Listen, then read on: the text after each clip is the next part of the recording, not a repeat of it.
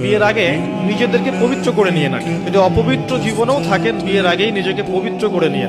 কারণ অনেকে দেখা যায় প্রেম করে নিজেরাই কাজী অফিসে গিয়ে বিয়ে করে ফেলছেন, এটার সাথে আমি একমত না।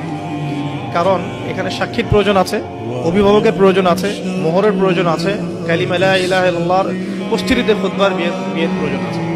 এভাবে ম্যারেজগুলো যেগুলো হচ্ছে বেশিরভাগই আমাদেরকে জেনার দিকে নিয়ে যাচ্ছে, এবং দীর্ঘস্থায়ী জেনা, একদিন দুই দিন না, বছরের পর বছর থাকছেন জেনা করতেই আছে।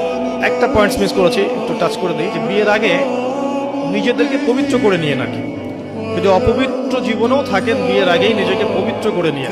কারণ এটাই স্বাভাবিক যে একজন পবিত্র সত্তা আরেকজন পবিত্র সত্তাকে পাবে, এটাই স্বাভাবিক।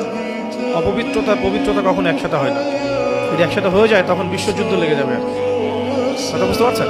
নিজেকে আগে পবিত্র করে নিয়ে, পবিত্র করার জন্য আল্লাহর কাছে প্রমাণ করতে হবে যে আল্লাহ আমি তোমার বান্দা বা বান্দী। যেমন আল্লাহ পাক দেখবেন হ্যাঁ আপনি সত্যি অনেস্টলি মন থেকে তওবা করছেন এবং পবিত্র হওয়ার চেষ্টা করছেন, আল্লাহ পাক সুযোগ করে দিবে ইনশাআল্লাহ।